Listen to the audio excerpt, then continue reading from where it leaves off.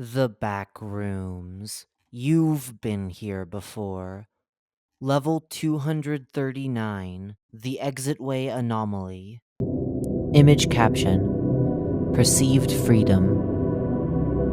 I remember we found it, almost by a chance request. Rumors here and there of some kind of room within a room. A space where those who went in simply wouldn't come back out.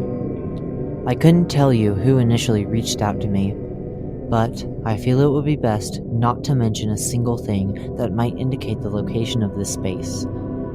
Under no circumstances do I recommend anyone try to find it. It was my responsibility to send out a team of approximately 12 personnel to establish a temporary research camp before we could determine the threat of the room.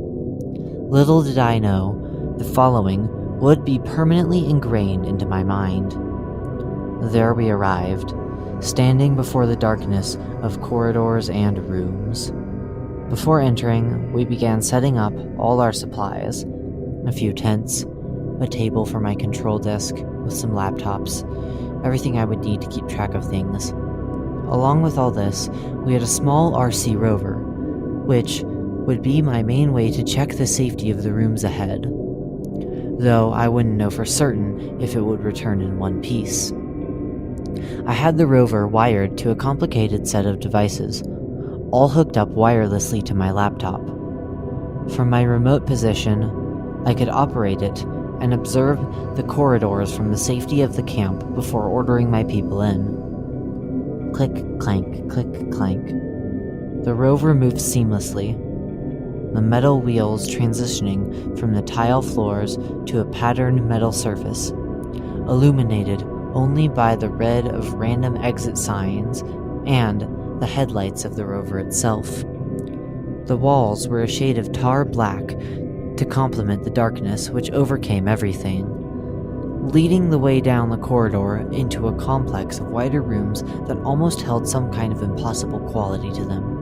It was unusual for a small, storefront-style room to have all these complex spaces behind it. "Hello?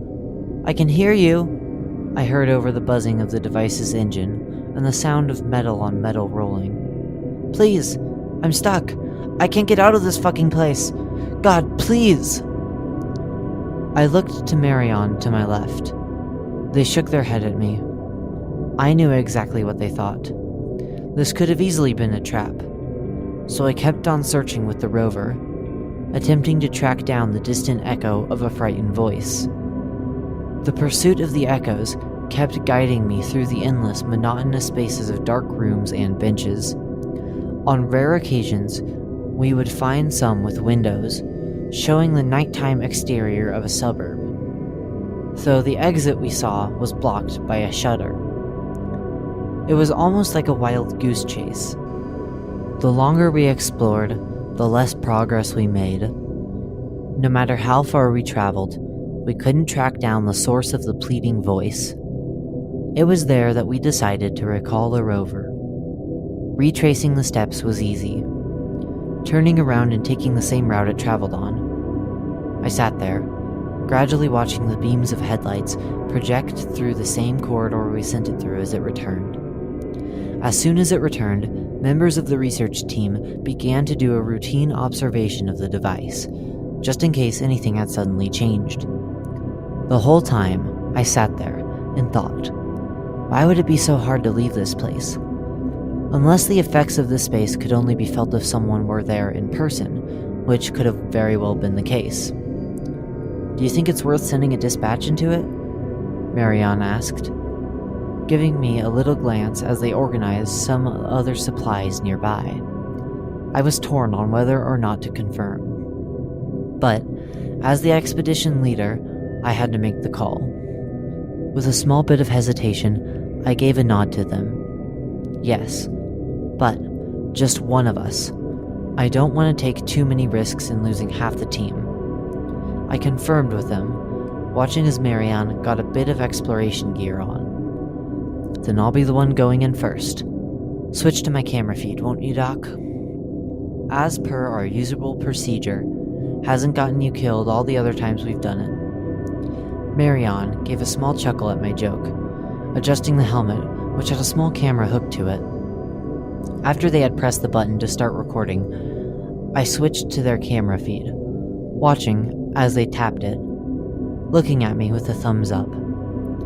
After giving one back, watching myself stare intently at the laptop screen through Marianne's camera, I saw it shift.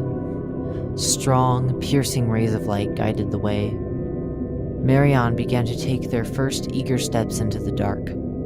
They were always headstrong, being the first to volunteer for almost any in-person exploration. This time wasn't any different, and, regardless of the environment, they remained brave. Click, clank, click, clank.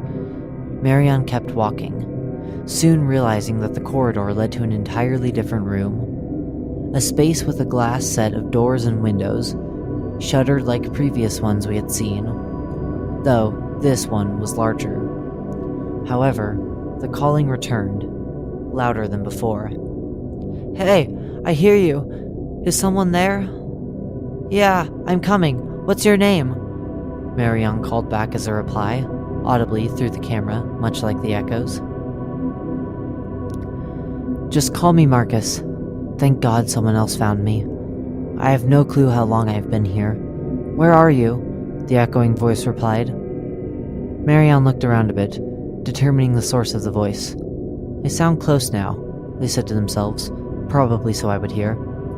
"Careful, something feels weird here," I said to them, audibly through the crackle of my walkie-talkie they had on their waist. "Keep trying to talk to them." I kept listening to everything the whole time, watching as Marianne moved along the randomly appearing rooms and halls. No one space seemed the same, and no matter where they went, Marianne never looked back at the room they had just entered. Without Marianne knowing, I began sending the rover in, controlling it simultaneously as the conversation between the pair within the anomalous space continued. Marcus's voice was getting louder, but the camera on Marianne began to freeze and pixelate. They were getting too far for the laptop to receive its signal. Regardless, I could still hear the conversations the two had as they met. "Christ, there you are! Scare the shit out of me!"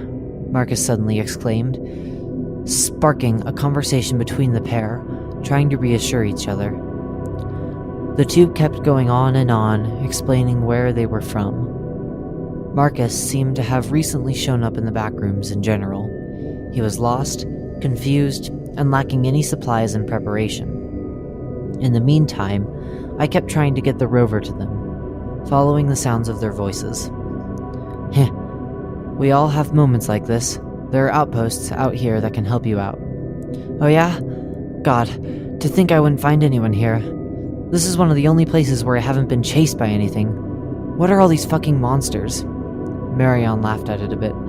"You'll learn at some point. Have you seen any other people here?" Awkwardly, Marcus was trying to explain that they hadn't seen anything, or anyone for that matter, in this place. Regardless, Marianne kept pushing him to follow them back.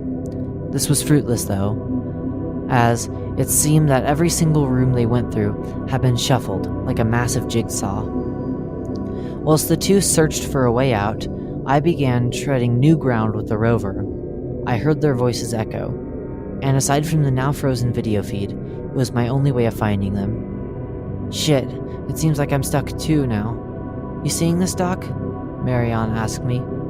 I didn't reply for a moment, finally spotting the pair with the rover, though for obvious reasons, they hadn't reacted to it. "Did you see the rover, Marianne?" "No, but I can't find my way back. God, I should have known this would be hard." I didn't yet know how to address what I was seeing, but all I could tell them was to keep moving, as much of a lie as that was. They weren't moving at all. I found Marianne's body collapsed on the floor in close proximity to another. They were both still intact. Their bodies were shriveled up like raisins. Despite only being in there for minutes, Marianne looked like it had been years since they entered. Their skin was taut and darkened like leather, their body merely a bony husk and clothes. Next to them was the body of who I could only assume was Marcus. their voice echoing further and further in sudden confusion as it was slowly absorbed into the ground. "Marcus? Where did you go? Doc, something's wrong. You gotta get me out." "Marion, What? Am I stuck in here for good?"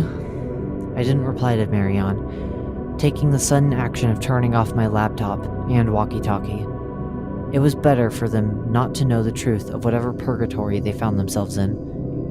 At least, with the silence, they might continue to linger. Conclusion of investigation. Survival difficulty. Class undetermined. Mysterious properties, unknown information, undocumented entities. The Exitway Anomaly is an endless room accessed via a dark corridor on an unspecified level.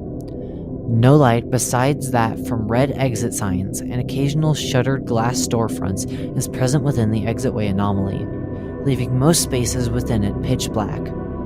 The majority of spaces within this room consist of black, rectangular tables and similarly sized and shaped benches.